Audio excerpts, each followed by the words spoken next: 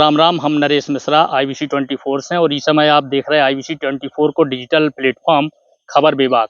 आज हमारे संग खास चर्चा के लिए मौजूद हैं बुंदेलखंड के एक बहुत बड़े नेता, पूर्व मंत्री डॉक्टर रामकृष्ण कुसमरिया, जो क्षेत्र में बाबा जी के नाम से जाने जाते हैं। कई बार ये मंत्री रहे, सांसद रहे और इस बार फिर जो चुनाव हैं 2023 में, तो ये चुनाव को लेके हम बाबा जी से चर्चा कर हैं कि बुंदेलखंड में पार्टी की क्या स्थिति है, भाजपा की क्या स्थिति है और कांग्रेस की का समीकरण बने हैं। तो खास चर्चा के लिए मौजूद हैं हमारे संग डॉक्टर रामकृष्ण कुसमरिया। इनको स्वागत है और इनसे खास चर्चा कर रहे हैं। बाबा जी बताएं, आगामी चुनाव हैं 2023 में, तो भाजपा पार्टी की क्या स्थिति रहे बुंदेलखंड में इस बार? देखो, भारतीय जनता पार्टी के जो परफॉर्मेंस जो अभी इन्होंने जो किया है, लोगों को जो सुख सुविधाएं दी हैं, जो जन कल्याणकारी योजनाएं, जैसे अभी जन्म से लेके और अंत्येष्टि तक सारे जो सरोकारों में सरकार शामिल रही। अब नई योजना और लाडली लक्ष्मी चल रही थी, अब लाडली बहना चल रही। मोदी जी ने किसानों के लिए, आम जनता के लिए तुम्हारे संबल योजना, आयुष्मान योजना, तमाम योजना चला करके। और सबसे बड़ी बात क्या है कि आज जो सारे विश्व में भारत यदि अपने आप को सुरक्षित अनुभव कर रहा है, तो मोदी जी ने जो सारे विश्व में अपना एक मुकाम बनाया है और उनकी प्रशंसा भी हो रही है और सारे बड़े बड़े देश जो है उनका लोहा मान रहे हैं। मोदी जी की चर्चा आई है बाबा जी, तो आपने 2012 में जब मोदी जी मुख्यमंत्री थे गुजरात के, तब आपने भविष्यवाणी करी थी कि मोदी जी भारत को नेतृत्व कर हैं। तो 2024 में फिर से क्या स्थिति रहे मोदी जी के लाने का मानव है आपको? देखो, वास्तव में हमें इस बात की खुशी है जो उस समय हमारे कारण जो हमने फोरकास्ट किया था वो अक्षरशः सत्य हुआ और मोदी जी ने सारे विश्व में अपना मुकाम बनाया।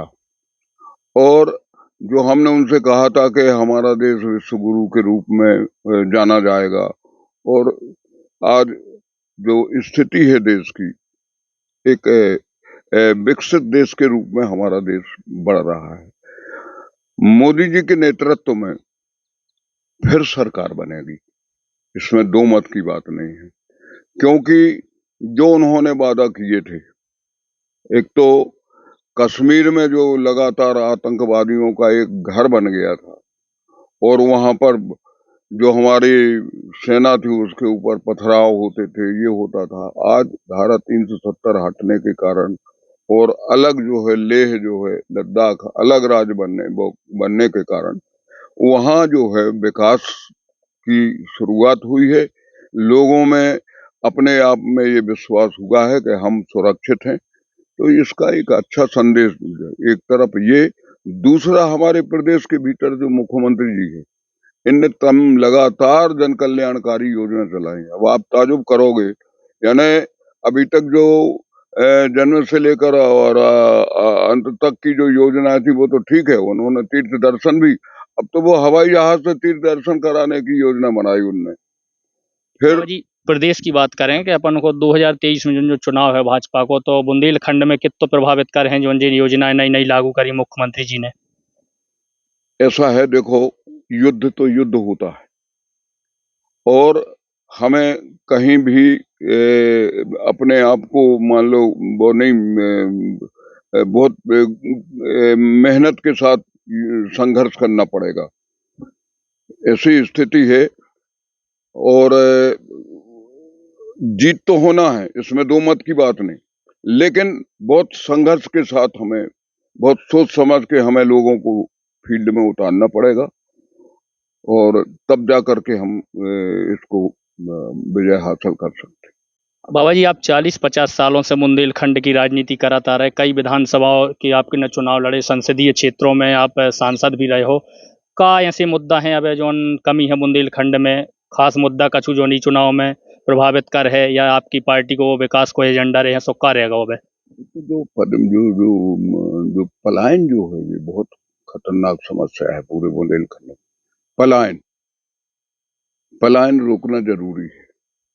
और लोगों को जो योजनाएं बनाई उन्हें तत्काल उनका लाभ लोगों को मिल जाए, वो भी आवश्यक है। दूसरी बात यह है कि आज बुंदेलखंड में गुंडागर्दी नहीं है, डकैती की समस्या खत्म हो गई है, और अब तो केवल विकास के लिए हमें यहाँ जो है वो आवश्यक है। जैसे हमारे यहाँ दमोह में मेडिकल कॉलेज हो जाए, छतरपुर में हो जाए, और तुम्हारे इस तरीके की जो जरूरतें हैं, जो ट्रेन का जो उस समय हमने पदयात्रा करी थी, वो जो ललितपुर सिंगरौली है, वो इधर से छतरपुर से पन्ना होकर के जो उधर जाना थी वो भी हो जाए।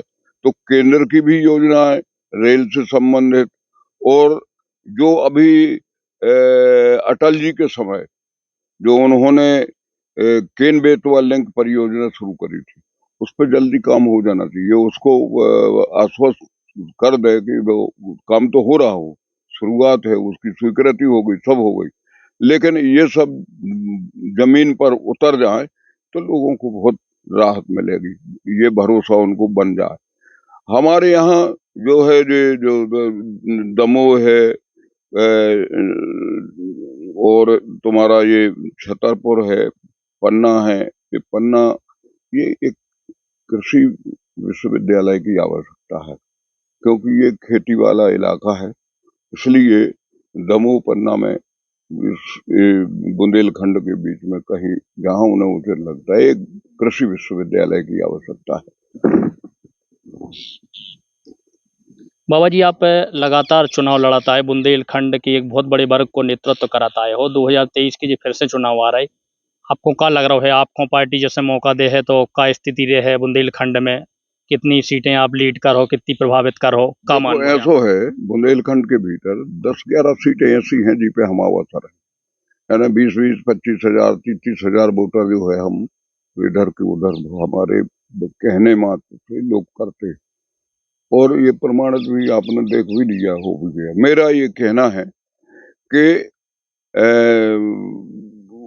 यदि हमें पार्टी कोई मौका देती है तो हमें कोई माने हम सेवा करने के लिए तो हम खड़े ही हैं, और वैसे भी हम पार्टी के सहयोग के लिए तैयार है। जो भी उस समय नुकसान हुआ उसको हम रिपेयर भी करना चाहते हैं, तो पार्टी अवसर दे, चाहे चुनाव लड़ा करके दे, चाहे कहीं कोई एक सम्मानजनक स्थिति में हमें कोई काम सौंपेगी, तो निश्चित रूप से हम इसमें बुंदेलखंड में बहुत मदद करेंगे।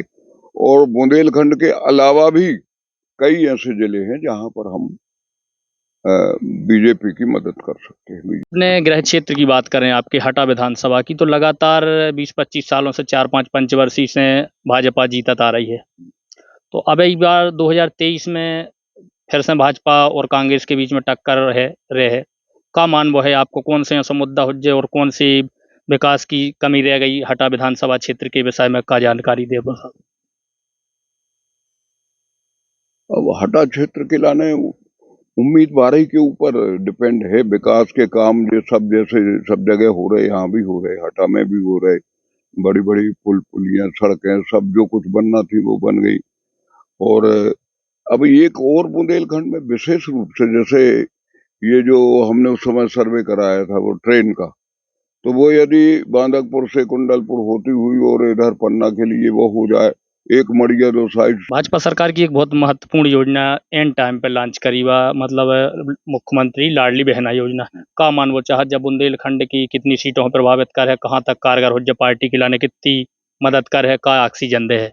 जो संकट मोचन को काम करे, जय योजना संकट मोचन का काम करेगी। यही ऐसी प्रबल योजना है जो बीजेपी के लिए वरदान साबित हो सकती है।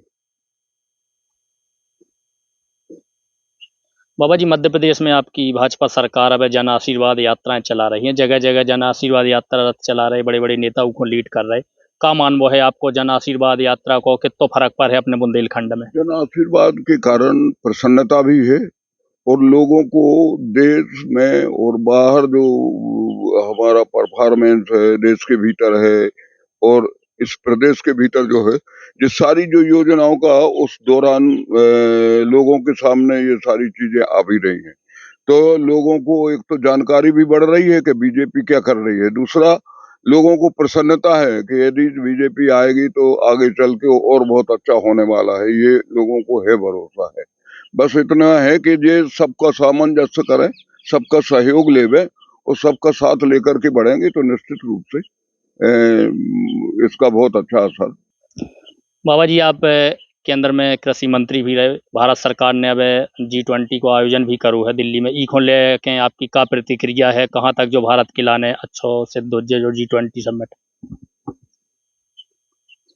इससे एक सारे संसार के भीतर एक अच्छा संदेश गया है और मोदी जी का जो परफॉर्मेंस रहा, मोदी जी जो लोगों से मिले, जो बातचीत करी, जो विषय रखे, जैसे पर्यावरण का विषय रखा, युद्ध नहीं होना चाहिए, शांति होना चाहिए, ये विषय रखा।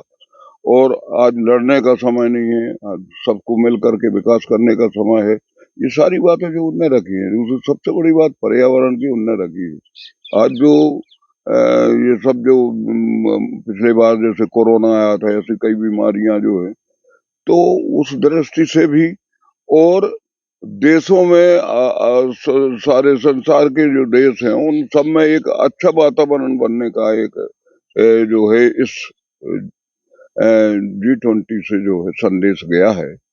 और निश्चित रूप से कई जो है बाइलेटरल समझौते भी हुए हैं जिनका भी हमें लाभ मिलेगा। हमारे व्यापारिक और व्यवसायिक जो वो है वो ट्रेड वो भी बनेगा। तो ये सारी चीजें जो है आगे आने वाले समय में भारत के लिए बहुत अच्छी हैं, नए रास्ते खुलेंगे और निश्चित रूप से यानी जितने भी बड़े देश हैं, चीन को छोड़कर जो चीन नहीं आया और ये तुम्हारा क्योंकि रसिया का वो युद्ध की वजह से वो नहीं आए, लेकिन उनने वर्चुअल बात करी है। तो कहने का तात्पर्य यह है कि सबका इसमें भागीदारी भी रही है और काफी हमारे देश को इससे हमारे जो व्यवसाय हैं उनमें फायदा होगा और हमारी शक्ति का भी लोगों को पता लगा कि भारत शक्तिशाली है और इससे पड़ोसी देश भी सीखेंगे, अच्छा वातावरण बनेगा। और ये तो जानते ही हो कि जब हम पावर हमारे पास होता है और शक्ति होती है और शक्ति के साथ साथ हम लोगों का जब भला करना चाहते हैं तो निश्चित रूप से उसके परिणाम अच्छे आते हैं। और देश की जो G20 का जो ये कार्यक्रम हुआ है वो इन्हीं आधारों पे सामंजस्य के साथ हुआ है। ये हमारी तो मोदी जी के लिए बधाई है और देश की जनता के लिए भी बधाई है।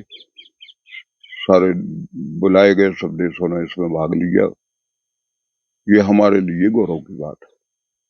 तो जी खास चर्चा के लाने हमारे संग मौजूद हते डॉक्टर रामकृष्ण कुसमरिया बाबा जी के नाम से बुंदेलखंड के बड़े नेता हते और इनसे आज हमने खास चर्चा करी। एक नई चर्चा के लाने आप लगातार देखते रहो IBC 24 को डिजिटल माध्यम। तब तक के लाने हमें इजाजत दो। राम राम।